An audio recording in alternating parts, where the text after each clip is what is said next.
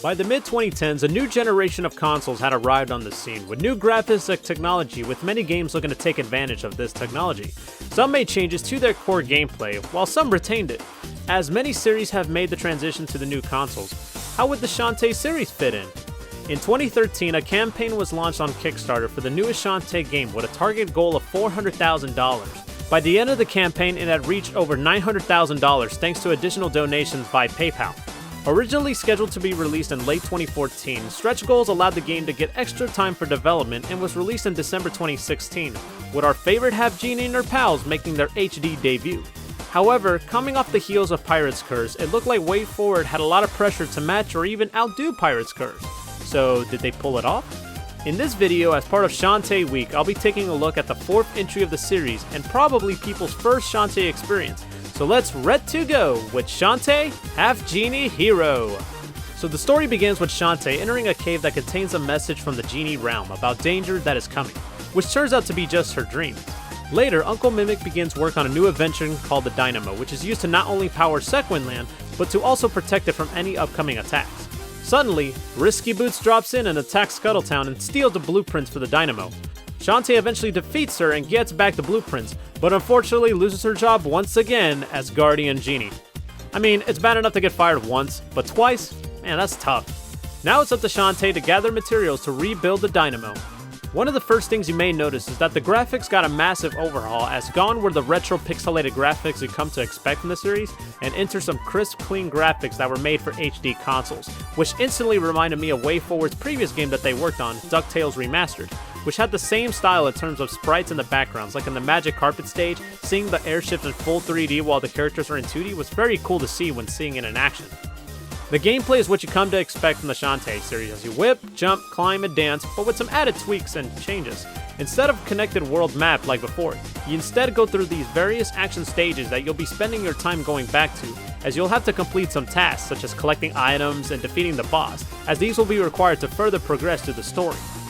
Of course, it isn't a Shantae game without her traditional dances, as you still get the ones you know and love, like the monkey and the elephant, but you also get new transformations, such as a mouse that lets you crawl through small cracks, and even a spider that lets you climb up ceilings.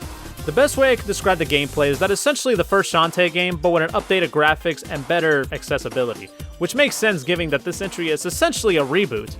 Of course, Shantae can use her magic for abilities that she gets by purchasing them at the item shop that can be upgraded. These items can be useful with completing missions and even during the boss fights. The soundtrack in this game is once again well done, with Jake Kaufman's score having a mix of old and new, with some songs that are massive bangers that you may listen to more than once. The game also includes downloadable content thanks to the stretch goals from the Kickstarter campaign. These expansions let you play the story from another character's perspective. So pretty much like The Lion King 1.5, which was basically the first movie, but in Timon and Pumbaa's perspective. So it's basically a half-genie hero, but from Sky, Bolo's, and Roddy Top's point of view. As well as non-canon story campaigns that feature Shantae going through her main campaign in different costumes, like in a bikini or in a ninja outfit, each with their own twists and turns, such as different abilities and dialogue from the characters. While the game had loads of new mechanics and gameplay, some of it can be a detriment to the game itself, as it departs from the Metroidvania style and instead went towards the all-platformer like Donkey Kong Country, Rayman, and DuckTales Remastered. You would have had to occasionally, and in some cases, be required to go back to these stages, and sometimes you may forget what you're going back for. It would have been ideal if it came with some hints in the inventory screen. I mean, it is nice that we got hints, but it would have been great if it wasn't like in the pause screen, so you don't have to waste your time reading hints again by going back to some stages. Speaking of the level designs aren't as strong in this game than it was in previous ones, as you have to go back to a previous section of the level, requiring you to call for Wench to take you back to the town square, then you have to go to Sky's workshop again, then fly back to the level and try not to mess it up again. I mean, luckily you can get the easy warp from the item shop to save you some time. The expansions can be a hit or miss. While it is cool to play as the other characters besides Shantae, I felt that the non-canon stories felt underwhelming, like in the beach mode. You need sunscreen as you have to keep an eye on the meter so you won't get sunburned. The fact that you could still get sunburned despite being in a shade is pretty ridiculous. But at the end of the day, that whole expansion is nothing but a double-edged sword. Shantae Half-Genie Hero is a solid addition to the series that took some gambles like Pirate's Curse did. It may not have gotten more than what they bargained for, but enough to be a fun, charming, and challenging platformer. It may not have retained the Metroidvania gameplay that you'd come to expect in the Shantae series, but the gameplay, graphics, and music still makes it feel like a welcoming addition.